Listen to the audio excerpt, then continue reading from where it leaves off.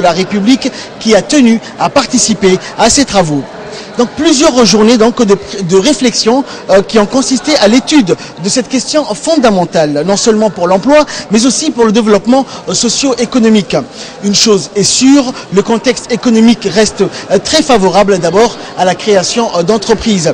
Il s'agissait de mettre en place et de coordonner les acteurs permettant notamment de favoriser et de faciliter la création d'entreprises des jeunes. Il faut savoir que le gouvernement a déjà créé au sein de l'administration publique plusieurs institutions pour pallier notamment aux problèmes de chômage des jeunes.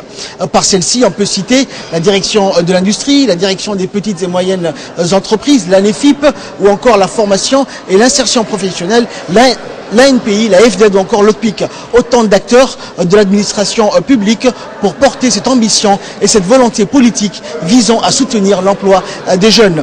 Des acteurs qui doivent s'appuyer sur des mesures prises par le gouvernement, parmi lesquelles la formulation de la stratégie nationale pour le développement des micro, petites et moyennes entreprises qui fixe les objectifs de la politique générale en matière de jeunes entrepreneurs.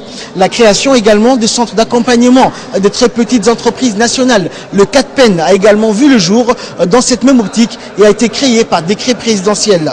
À cela s'ajoute le volet entrepreneuriat qui reste le socle même de la politique nationale de l'emploi dont le ministère du Travail chargé de la réforme de l'administration est en charge de son exécution.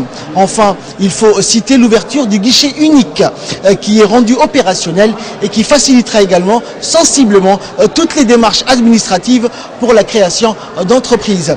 C'est dire que rien n'a été laissé au hasard ici au Palais du Peuple durant ces journées de réflexion pour assurer l'avenir de la jeunesse djiboutienne et lui permettre ainsi de réussir et de participer pleinement au développement de l'économie nationale. De se former dans les activités. Monsieur le Président, honorable de la Nouvelle-Calédonie. Afin de puisse créer, d'innover en toute confiance. Et pour entamer les séries de discours, la représentante de la Banque mondiale s'est dite fière de prendre part aux travaux sur l'entrepreneuriat à Djibouti. Elle s'est en outre déclarée disponible à dialoguer et à se concerter pour apporter tout l'appui de la Banque mondiale à promouvoir l'entrepreneuriat à Djibouti. On l'écoute. La conférence d'aujourd'hui, organisée dans le contexte des Journées de l'entrepreneuriat, reprend bien les thématiques que nous avons abordées il y a presque 2 ans. Notamment les défis à relever pour assurer une croissance inclusive à Djibouti. Comme nous le savons, Djibouti a enregistré une forte croissance économique ces dernières années. Pourtant, cette croissance a été menée par les grands projets d'investissement public nécessaires, mais qui sont intensifs en capital. Cette croissance n'a donc pas enchaîné avec elle une forte création d'emplois. Il est donc crucial pour le groupe de la Banque mondiale d'accompagner les autorités djiboutiennes dans la réflexion sur la croissance et l'emploi, et d'utiliser les expériences acquises des autres pays pour développer ensemble les mesures nécessaires à l'objectif d'un développement inclusif. Comme nous l'avons discuté ici même jeudi dernier, il convient de noter que le budget public ne sera plus en mesure dans le long terme de continuer à jouer ce rôle prépondérant, et il est donc déterminant que les secteurs privés puissent prendre le relais. Pour ce faire, il faut un environnement des affaires propice et un système réglementaire souple pour permettre le développement d'un secteur privé dynamique et vibrant, capable de créer des emplois et ainsi contribuer à la réduction de la pauvreté. Le portefeuille du groupe de la Banque mondiale à Djibouti contient plusieurs projets qui contribuent directement à la création d'emplois, comme par exemple le projet des filets sociaux ou le projet de développement communautaire rural. En outre, nous lançons un nouveau projet qui soutiendra environ 3000 femmes et jeunes en les appuyant à s'organiser en groupes d'affinité, formuler un projet de micro-entreprise et accéder à un financement de démarrage. Le projet vise particulièrement à fournir un appui au secteur de l'artisanat, en développant notamment toute la chaîne de valeur, de la conception du produit à la commercialisation, et en tirant particulièrement profit des compétences et richesses culturelles existantes dans les communautés cibles. Pour sa part, le ministre du Travail a souligné que la mise en place d'une vaillante politique devant soutenir toutes les initiatives de création de petites et moyennes entreprises se concrétise progressivement. C'est une question fondamentale, selon lui, pour la création d'emplois et le développement socio-économique du pays. Le ministre est revenu ensuite sur les nombreuses démarches positives prises par le gouvernement afin d'inciter les jeunes à créer leur propre entreprise. Voici donc les propos du ministre du Travail chargé de la réforme administrative, Abdi Hussein Ahmed. La mise en place de notre politique nationale de l'emploi qui nous a indiqué les directives et les objectifs à atteindre afin de remédier à cette situation. En valorisant d'abord les potentialités économiques de notre pays, cela a été dit tout de suite, en instituant un cadre propice à l'émergence d'un tissu PME-PMI. C'est l'objectif de ces journées dont vous savez qu'elles se déroulent depuis ces dernières 48 heures, en améliorant l'offre de formation technique et professionnelle pour l'adapter aux besoins de notre marché, en mettant en place un système d'apprentissage qui nous permettra d'améliorer l'employabilité et l'insertion des jeunes et des femmes. Ces deux catégories représentent un stock important de chômeurs. Renforcer leur insertion, c'est donc réduire significativement leur taux de chômage, en promouvant l'esprit entrepreneurial à travers des programmes spécifiques, je viens de vous le dire, en facilitant la création d'activités indépendantes et de micro-projets, notamment dans le secteur primaire, par la consolidation de l'existant et la création de nouveaux emplois dans la pêche et l'agriculture en faveur des jeunes et des femmes, en garantissant à nos travailleurs une protection adéquate quant à leurs droits sociaux, l'assurance maladie universelle et la sécurité et santé au travail étant les deux jalons les plus importants. Aussi, les activités que nous avions entreprises ces 2 dernières semaines concernant la mise en place d'un système d'apprentissage, comme ces journées qui nous occupent en ce moment, consacrées à l'entrepreneuriat des jeunes, s'inscrivent non seulement dans les objectifs fixés par la politique nationale de l'emploi, mais aussi demeurent des leviers importants pour l'insertion de nos jeunes à travers l'auto-emploi.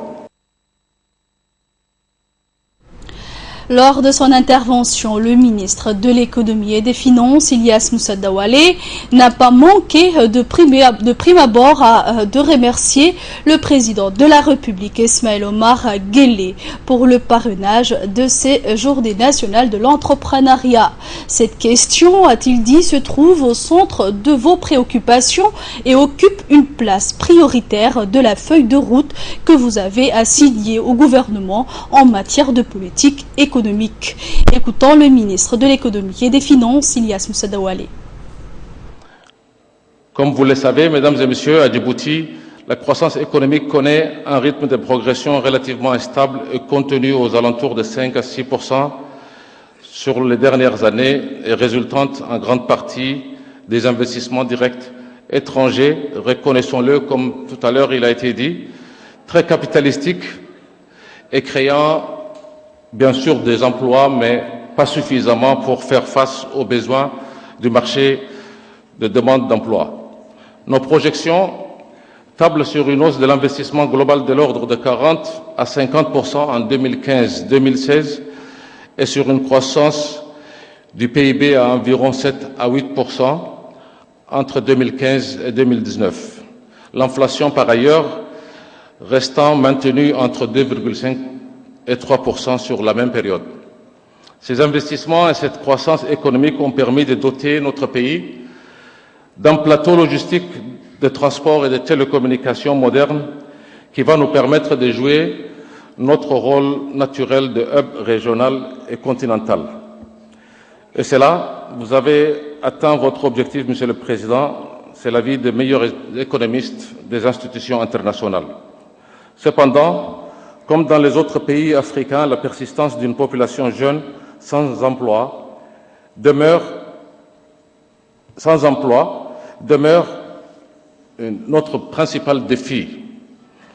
Monsieur le Président, Pour inverser la situation, vous avez demandé au gouvernement de rompre avec la routine afin d'avoir des résultats très rapidement, et ce, en insistant toujours sur la création d'emplois, l'inclusivité et la réduction de la pauvreté.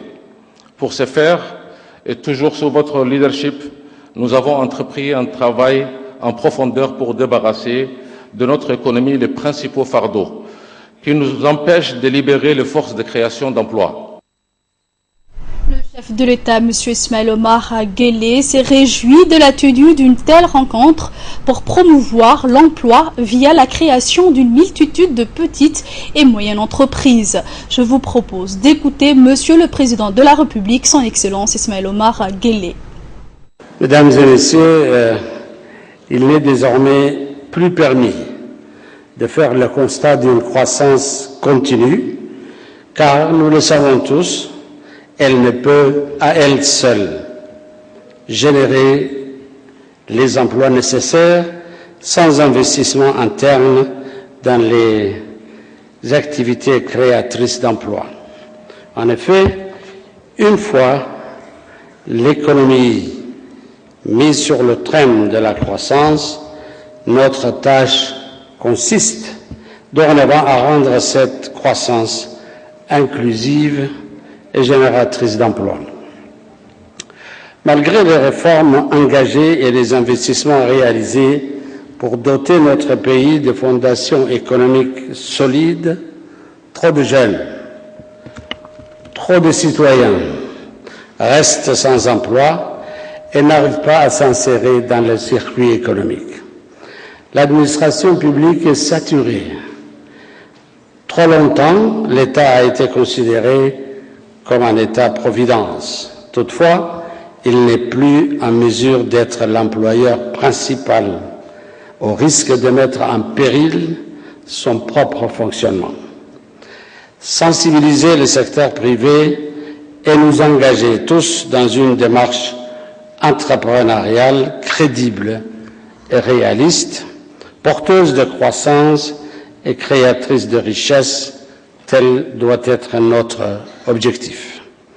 Par conséquent, il est temps que le secteur privé joue pleinement son rôle, qui est d'être le vecteur de croissance, et cela dans un cadre institutionnel défini et dans un environnement amélioré en amont par l'État.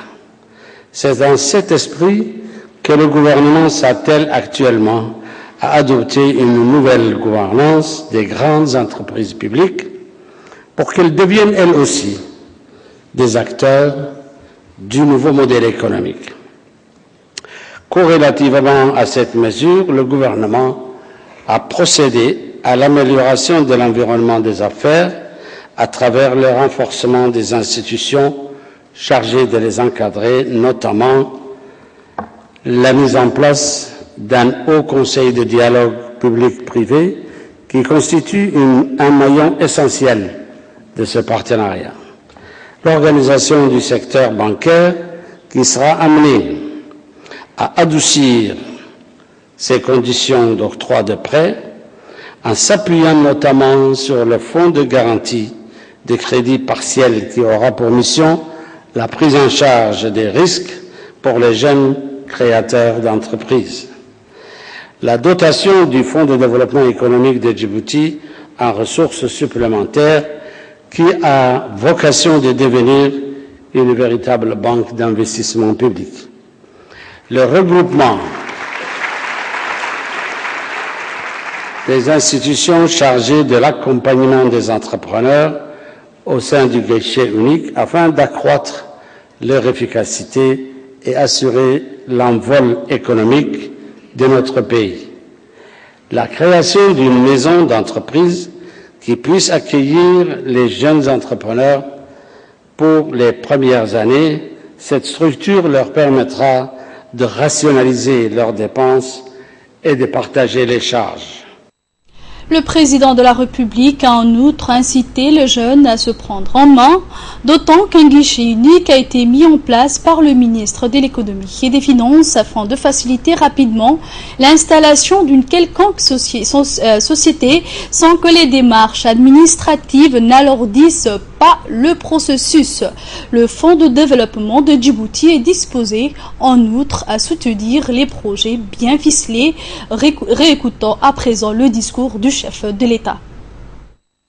Mesdames et messieurs, afin de favoriser l'éclosion d'une classe d'entrepreneurs dans des secteurs générateurs de croissance et contribuer au développement de notre économie, je voudrais annoncer ici que nous avons envisagé, dans un premier temps, de procéder à l'externalisation d'un certain nombre d'activités fournies par les établissements parapublics, entre autres les télécommunications, l'audiovisuel et l'électricité.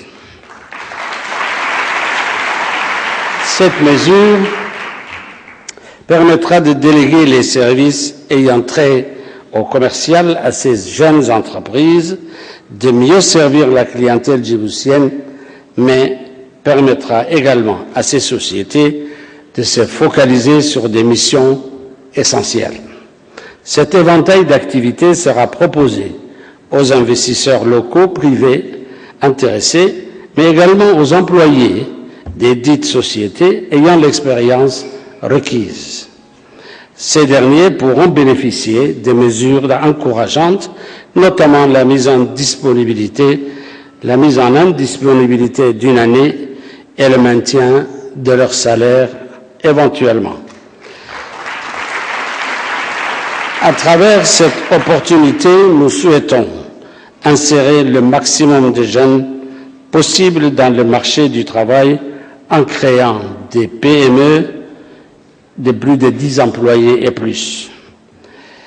Toutefois, les domaines que je viens de citer sont loin d'être les seuls secteurs porteurs. C'est pourquoi j'invite les jeunes entrepreneurs de s'intéresser à l'enseignement privé. Surtout, je m'adresse aux dames, notamment la préscolarisation, en créant des écoles maternelles en vue d'assurer un enseignement de base en langue locale et étrangère, ainsi qu'en éducation religieuse et civique. C'est là un domaine d'une importance capitale, puisqu'il prépare les générations futures et leur fournit les moyens d'affronter l'avenir avec optimisme et efficacité. Mesdames et messieurs, pour conclure, je voudrais dire que j'adhère totalement aux recommandations de la journée sur l'entrepreneuriat des jeunes qui constitue une véritable piste de création d'emplois, et j'exhorte le département de l'économie ainsi que les autres départements concernés à déployer tous les moyens pour que notre pays puisse être la patrie des jeunes entrepreneurs. Je déclare la séance ouverte et vous souhaite plein succès dans vos travaux. Je vous remercie.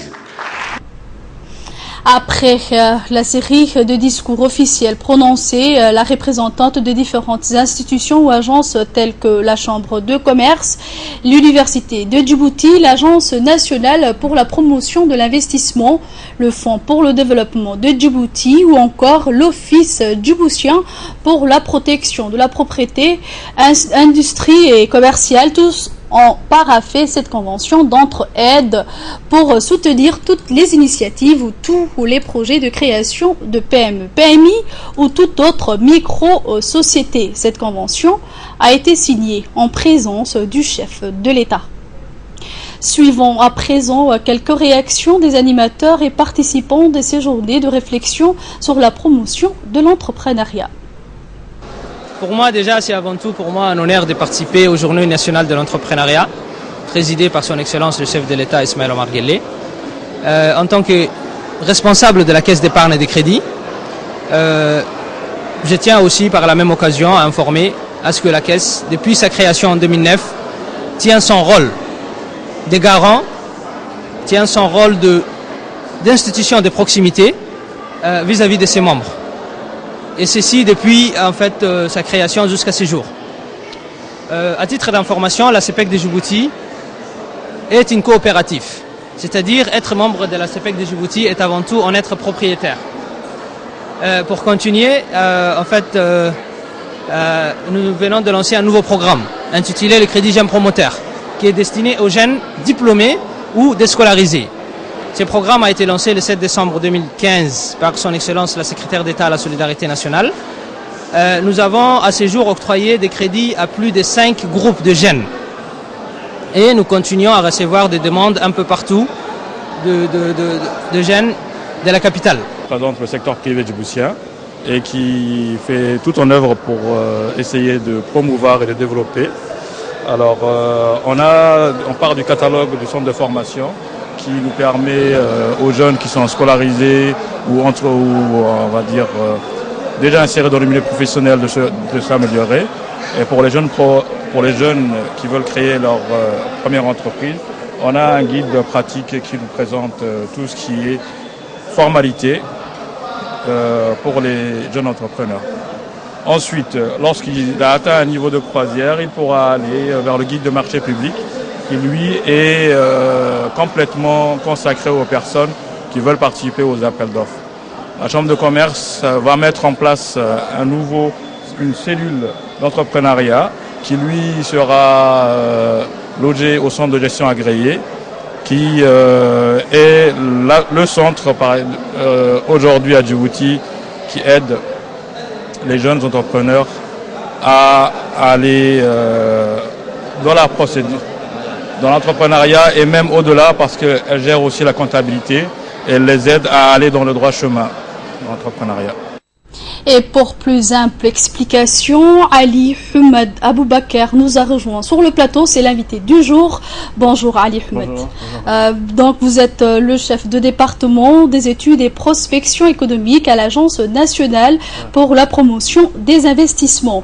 Donc Ali, ma première question va porter sur les objectifs et les moments forts de ces journées nationales de l'entrepreneuriat. Merci. Donc comme vous l'avez bien mentionné dans les différentes séquences, ces journées ont été organisées par le ministère de l'économie et des finances chargé de l'industrie et de la planification. Et ces journées ont été placées sous les auspices du président de la République, son Excellence M. Ismaël Omar Guelleh.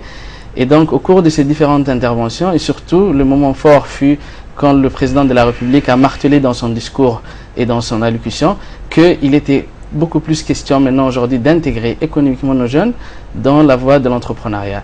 Donc ce fut un grand moment, mais aussi un rappel pour dire que les politiques économiques ou la politique économique que nous diligentons aujourd'hui s'inscrit directement dans cette optique et c'est la raison pour laquelle le président a martelé qu'il serait très intéressant mais aussi primordial d'insérer économiquement ces jeunes. Et nous avons eu également les interventions des différents des membres du gouvernement et ministres qui ont aussi concordé sur la question comme étant que l'entrepreneuriat est une solution, mais aussi une voie pour que les jeunes aient de l'emploi, aussi participent à la création de richesses.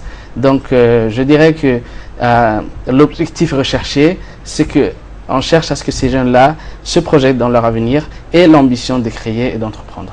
Voilà. D'accord. Ali, quelles ont été ensuite les recommandations retenues lors de ces journées? Donc, à l'issue de ces journées, donc, il y a eu des discussions et des débats qui ont porté sur les différents aspects de l'entrepreneuriat et ainsi que les points sous-jacents. Donc, parmi lesquels de ces discussions ont découlé des recommandations.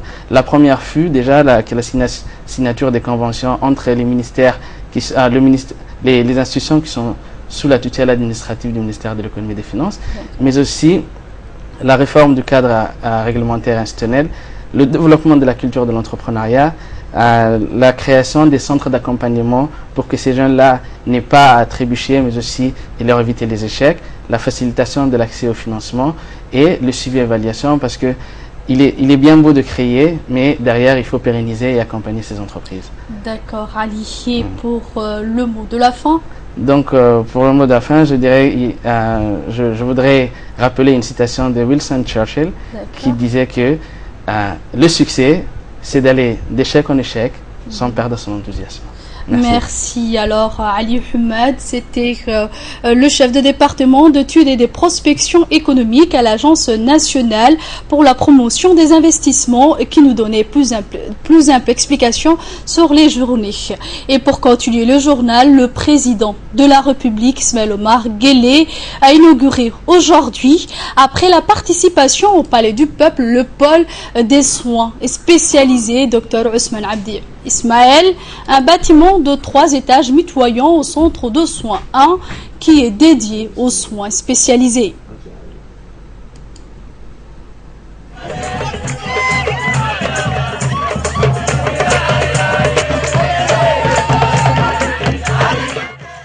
Par le Premier ministre Abdelkader Kamel Mohamed, le président de l'Assemblée nationale Mohamed Ali Hamad, par le ministre du Travail et de la Réforme de l'Administration Abdi Hussein Ahmed, par la directrice générale de la Caisse nationale de sécurité sociale Hanna Farah Hassoui, ainsi que par l'ensemble du personnel de la CNSS. Le pôle de soins spécialisé est une extension du centre de soins qui a été construit en 1972. Sa construction est née de la volonté de la CNSS pour absorber d'une part plus efficacement le flux de nouveaux assurés du fait des réformes successives, notamment avec l'assurance maladie universelle qui a permis, outre les conventionnés déjà affiliés, aux fonctionnaires travailleurs indépendants, entre autres, de bénéficier d'une couverture médicale. L'inauguration de ce nouveau bâtiment, appelé pôle de soins spécialisés, n'est autre que la preuve même de la cohérence de la stratégie nationale de l'assurance maladie universelle. En effet, avec le flux de nouveaux assurés, notamment le travailleur indépendant, mais aussi l'ensemble de la population bénéficiant du PASS, le programme d'assistance sociale de santé, la Caisse nationale de sécurité sociale se devait d'élargir ses infrastructures d'accueil. C'est une suite logistique donc de la politique du président de la République Ismaël Omar Guelleh concernant l'accès aux soins à travers l'instauration de l'AMU qui se doit d'offrir et de garantir de soins de qualité non seulement aux fonctionnaires, aux conventionnés et aux travailleurs indépendants, mais aussi à l'ensemble des Djiboutiens. Les médecins djiboutiens affectés au service des urgences ont bénéficié d'une formation aux soins d'urgence effectuée par les urgentistes du centre de soins communautaires de Gatineau au Canada. Parallèlement à cette formation, un programme d'accompagnement a également été mis en place. Le président de la République visite les locaux du nouveau centre de soins inauguré donc ce matin.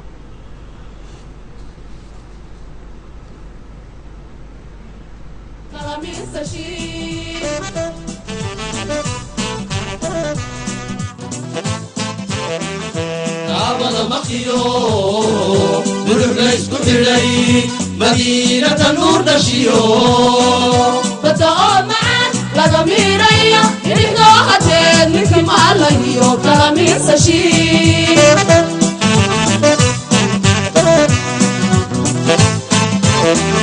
بتكالو كدرم كورم تزمنو ستحمون الله لقدر الحلقات يبتلاها ودا لدموت درعي يبتلا نبيها مغرق شبير ميرو كدلن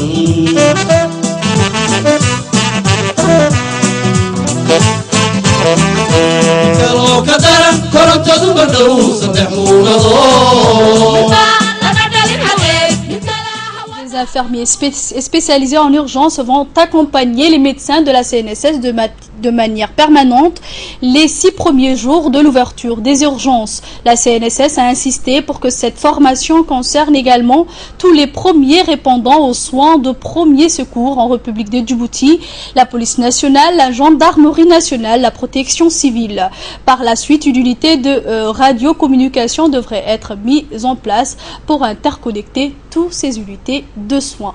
C'est sur ce zibage que prend fin cette édition. Restez avec nous juste après une page de publicité. C'est les minutes du focus qui vous seront présentées par Idrissa Deta.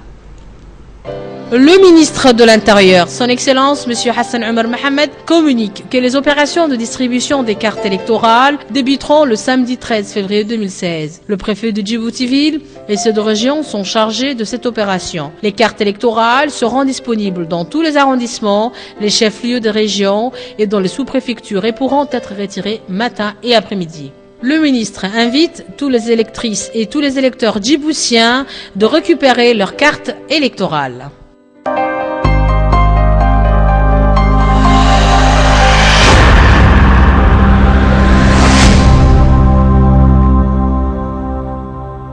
Dès que ma peau tiraille, pour la soulager, j'ai un secret. Mon nouveau lait hydratant Mixa Nutrition, enrichi en karité. Instantanément, les tiraillements et l'inconfort disparaissent.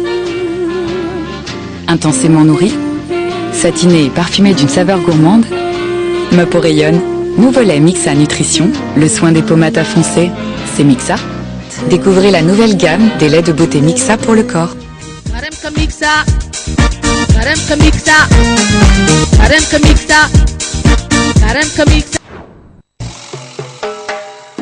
En Afrique, c'est vrai qu'on est plutôt du genre généreux. On essaye toujours d'en faire plus. Et on voit les choses en grand. En fait, on aime juste se faire plaisir. C'est pourquoi Canal+ lance la Semaine Généreuse, votre nouveau programme de fidélité. Profitez de chaînes offertes pendant une semaine. La Semaine Généreuse, c'est tous les mois, quel que soit votre moyen de paiement, et sans risque d'être interrompu dans vos programmes préférés. Pour en bénéficier, une seule condition, il suffit juste de se réabonner avant la fin de votre abonnement. Avec la Semaine Généreuse, votre fidélité est récompensée toute l'année.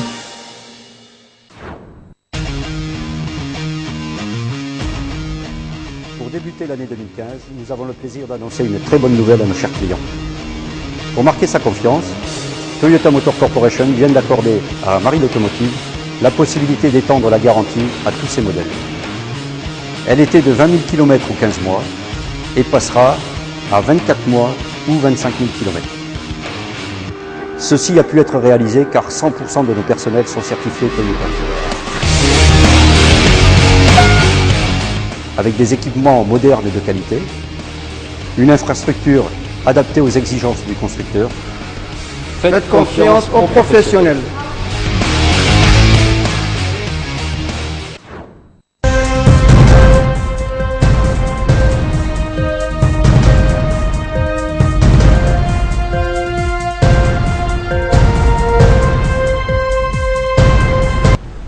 Mesdames et messieurs, nous revoilà sur le plateau. Idriss Adeta nous a rejoint pour les minutes du focus. Bonjour Idriss. Bonjour. Tu nous as préparé deux sujets internationaux pour les minutes du focus. Les premiers va porter sur les tirs d'artillerie nord-coréen près de la frontière maritime avec le Sud qui s'est passé aujourd'hui. Oui, effectivement, je suis pris. La Corée du Nord a procédé aujourd'hui à des tirs d'artillerie au cours apparemment d'un exercice militaire près d'une île proche de la frontière entre les deux Corées, a indiqué Séoul dans un contexte de fortes tensions entre les deux États.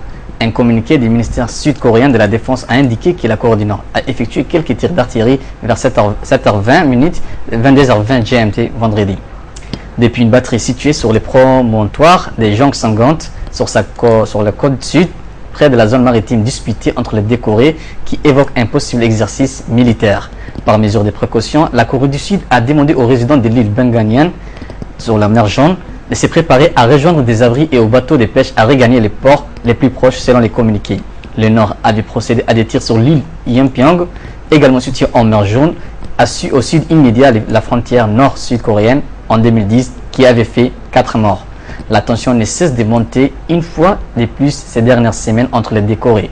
Un mois après son 4e essai nucléaire, Pyongyang a procédé le 7 février au lancement d'une fusée considérée par la communauté internationale comme un test des missiles balistiques. Et jeudi, Séoul a annoncé que 4 fois plus de militaires américains que prévu initialement participeraient en mars aux plus importantes manœuvres militaires conjointes jamais programmées sur le territoire sud-coréen. Washington mobilisera 15 000 militaires contre 3 700 en 2015 lors de ses manœuvres annuelles, a précisé Yonhap, citant le ministre de la Défense, Han Min-gu. Et ton deuxième sujet va porter sur la Syrie. La Russie regrette le rejet de sa résolution et l'ONU va continuer d'aider Damas. Qu'est-ce que tu peux nous dire sur ce sujet, Idriss? Également, la Russie a exprimé aujourd'hui ses regrets après les rejets du Conseil de sécurité de l'ONU de son projet de résolution visant à faire cesser les opérations militaires de la Turquie en Syrie et assurer qu'elle allait continuer d'aider le régime syrien à combattre les terroristes. Nous ne pouvons exprimer nos regrets que ces projets de résolution aient été rejetés, a déclaré le porte-parole du Kremlin, Dmitry Peskov, en soulignant que la Russie poursuivrait sa politique visant à assurer la stabilité et l'intégrité territoriale de la Syrie. Oui. Le Kremlin est préoccupé par la montée des tensions à la frontière syro-turque, a-t-il indiqué en qualifiant d'inacceptable les tirs d'artillerie turcs contre les milices kurdes à travers la frontière avec la Syrie. La Turquie a étendu ses bombardements à plusieurs secteurs de la province d'Alep, dans le nord de la Syrie, contrôlés par les forces kurdes syriennes, qu'elle accuse d'être derrière un attentat meurtrier à Ankara mercredi dernier. Cette semaine, Ankara a également plaidé pour une intervention militaire terrestre de la coalition internationale en Syrie, rendant encore un peu plus improbable la perspective d'une trêve dans les combats. Pour l'instant, la coalition ne mène que des raids aériens visant les groupes djihadistes d'État islamique. La Russie, alliée du régime syrien, avait convoqué vendredi soir des consultations d'urgence au Conseil de sécurité de l'ONU pour soumettre un texte demandant à Ankara de cesser ses tirs sur les milices kurdes et d'abandonner ses projets d'offensive terrestre en Syrie. Mais la France, les États-Unis et d'autres pays membres du Conseil ont rejeté ces projets de résolution, selon les diplomates. Les Occidentaux, notamment l'Union européenne et Washington, tout comme Ankara, exhortent également la Russie à cesser ses bombardements en Syrie qu'ils considèrent comme des attaques visant en premier lieu l'opposition modérée. La Russie, qui mène des frappes aériennes en Syrie depuis fin septembre à la demande du régime syrien, va continuer d'aider Damas à combattre les terroristes, a assuré pour sa part M. Peskov. Alors c'est tout, Idriss, pour les deux sujets du menu Défocus. Merci à vous de nous avoir suivis. Je vous souhaite à tous et à toutes de passer des agréables moments avec le reste de nos programmes télévisés.